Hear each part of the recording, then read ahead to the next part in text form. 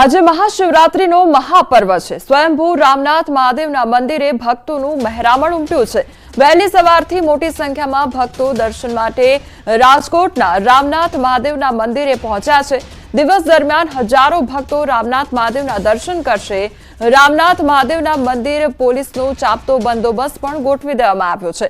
તો વહેલી સવારથી હજારોની સંખ્યામાં ભક્તો દ્વારા દર્શન કરવામાં આવી રહ્યા છે અને ભક્તોની ભીડને ધ્યાનમાં રાખીને પોલીસનો બંદોબસ્ત પણ ગોઠવવામાં આવ્યો છે। અમે દર વર્ષે અહીંયા આવી છીએ। શિવરાત્રીના પર્વ હોય ત્યારે અમારું ઘર અહીંથી નજીક જ થાય છે, એટલે અમે અહીંયા રોજ બી આવી છીએ। મહાશિવરાત્રી છે, રામનાથ દાદાએ ફૂલ ભીડ હોય। જોકે રામનાથ દાદાનો રાજકોટવાસી ઉપર બધા ઉપર એટલો સાથ છે અને રામનાથ દાદાનું એટલું બધું માન છે કે ગમે એ તકલીફ હોય રામનાથ દાદાને યાદ કરીએ એટલે બધી તકલીફ પૂરી થઈ જાય એમ। રામનાથ પરાની દીકરી છું। રામનાથ દાદાની અસીમ કૃપા અમારી ઉપર હોય જ છે અને ખૂબ જ એનો મહત્વ છે રામનાથ દાદાનું। આ છે મહાશિવરાત્રી, મારા દર્શન થઈ ગયા, મને જન્નત મિલ ગયા। આજ તો અહીંયા રામનાથ દર્શન થઈ ગયા, એ બહુ આમ મોટી વાત છે। અત્યારે અમે રામનાથ મહાદેવના દર્શન માટે આવ્યા છીએ અને અમે દર સોમવારે પણ આવીએ છીએ રામનાથ મહાદેવના દર્શન કરવા માટે। હા, મહાશિવરાત્રીના આજે તો બહુ વધારે ભીડ છે ને આમ મહાદેવના દર્શન કરી લીધા છે અમે।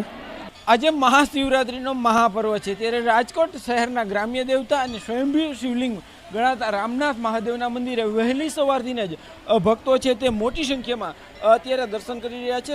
સીધા દ્રશ્યો જોઈ રહ્યા છો તે રાજકોટ શહેરના રામનાથ મહાદેવના મંદિરના દ્રશ્યો છે। જે રીતના અહીંયા અત્યારે કહી શકાય કે રાજકોટના લોકો છે તે વહેલી સવારથી અહીંયા પહોંચ્યા છે। બીજી તરફ ભાંગની જે પ્રસાદી છે તે લેવા માટે પણ જે ભક્તોની છે તે અત્યારે ભીડ જોવા મળી રહી છે। ખાસ કરીને જે રાજકોટ શહેરનું આ જે રામનાથ મહાદેવનું મંદિર છે, આ રામનાથ મહાદેવના મંદિરે કહી શકાય કે જે છે એ અનેક ભક્તો છે તે ભક્તોનું આસ્થાનું કેન્દ્ર છે। આ સામાન્ય દિવસોમાં પણ અહીંયા અનેક ભક્તો આવતા હોય છે, ત્યારે આજે તો મહાશિવરાત્રિનો મહાપર્વ છે, ત્યારે આ રામનાથ મહાદેવના મંદિરે કહી શકાય કે જે છે આજે હજારો ભક્તો છે તે દર્શન કરીને જે છે એ ભક્તિનો લાહો લેશે। ખાસ કરીને અત્યારે રામનાથ મહાદેવનું મંદિર છે ત્યાં જે શિવલિંગ છે તેમના દર્શન કરીને ભક્તો છે તે ધન્યતા અનુભવી રહ્યા છે। આ પાવન પર્વ નિમિત્તે ભગવાન ભોળાનાથની પાસે જે રીતના વાત કરવામાં આવે તો જે છે ભક્તો દર્શન કરી રહ્યા છે। ખાસ કરીને રાજકોટ શહેરના જે લોકો છે તે મોટી સંખ્યામાં અહીંયા પહોંચી પણ રહ્યા છે। આપ સીધા દ્રશ્યો જોઈ શકો છો કે જે રીતના દૂર દૂરથી ભક્તો છે રાજકોટ શહેર ઉપરાંત આસપાસના ગ્રામ્ય વિસ્તારોમાંથી પણ મોટી સંખ્યામાં ભક્તો પહોંચતા હોય છે।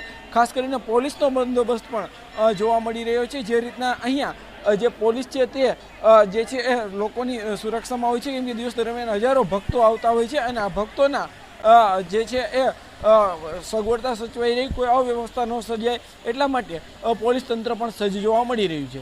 હાર્દિક જોશી, ન્યૂઝ 18 ગુજરાતી, રાજકોટ।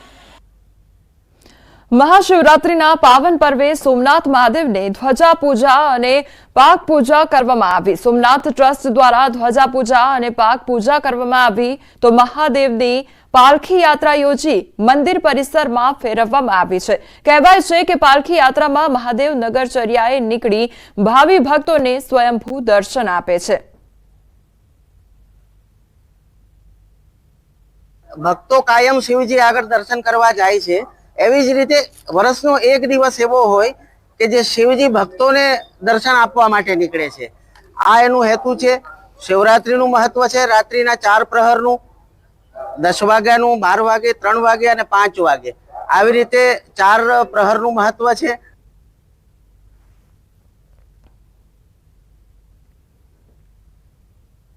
તો આ તરફ ગૃહ રાજ્યમંત્રી હર્ષ સંઘવી મહાદેવના દર્શન કરવા માટે સોમનાથ ખાતે પહોંચ્યા છે। મહાશિવરાત્રીના પાવન પર્વે હર્ષ સંઘવી સોમનાથ મહાદેવના દર્શને પધાર્યા છે। સોમનાથ મહાદેવના દર્શન કરી પૂજા અર્ચના અને જળાભિષેક તેમના દ્વારા કરવામાં આવ્યો છે।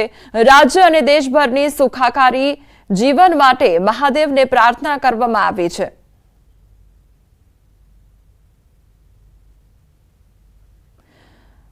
આજે શિવરાત્રીના પાવન પર્વ પર મંત્રી કુંવરજી બાવળિયાએ ભગવાન ભોલેનાથના દર્શન કર્યા છે। તેમણે દર્શન કરી રાજ્ય તેમજ દેશની સુખાકારી માટે પ્રાર્થના કરી તેમજ તેમણે સનાતન ધર્મ વિશે જણાવ્યું કે અમુક લોકો સનાતન ધર્મ પર છાંટા ઉડાવે છે, પરંતુ સનાતન ધર્મને કોઈ મિટાવી ન શકે।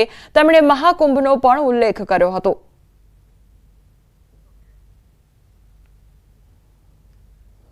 આ શિવરાત્રિના પર્વે હું પણ ભગવાન ભોળાનાથના ચરણોમાં પ્રાર્થના સાથે સૌ લોકોનું સુખમય, સ્વાસ્થ્યમય અને સાથે સાથે આ વિસ્તારની અને રાજ્યની જનતાનો સ્વાસ્થ્ય સારું રહે, રાજ્યનો વિકાસ થાય એવી ભગવાન ભોળાનાથના ચરણોમાં પણ હું પ્રાર્થના કરું છું. સુરતમાં પ્રકાશ જરીવાલા અને તેમનો પરિવાર છેલ્લા 45 વર્ષથી નિસ્વાર્થ ભાવે અનોખી ભગવાન શિવની ભક્તિ કરે છે. પ્રકાશભાઈ અને તેમનો પરિવાર શુદ્ધ ઘીમાંથી કલાત્મક કમળ તૈયાર કરવાની કામગીરી કરે છે. આ કલાત્મક કમળ શિવરાત્રીના દિવસે ભગવાન શિવને અર્પણ કરવામાં આવે છે. પ્રકાશભાઈ પોતાના પરિવાર સાથે મળીને 2 પ્રકારના ઘીના કમળ તૈયાર કરે છે. એક કમળ મંદિરના શિવલિંગ પર અર્પણ કરવામાં આવે છે અને બીજા કમળ પર ભગવાન શિવની પ્રતિકૃતિ તૈયાર કરવામાં આવે છે. આ બંને કમળ ભગવાન શિવને મંદિરમાં અર્પણ કરવામાં આવે છે. પ્રકાશભાઈ પોતાના પરિવાર તથા સંબંધીઓની મદદ લઈને શિવરાત્રીના 15 દિવસ અગાઉ કમળ બનાવવાની કામગીરી કરતા હોય છે. સુરતના 20 થી 25 જેટલા મંદિરો માટે એક પણ રૂપિયો લીધા વગર ઘીના કમળ તૈયાર કરવાની સેવા આપે છે.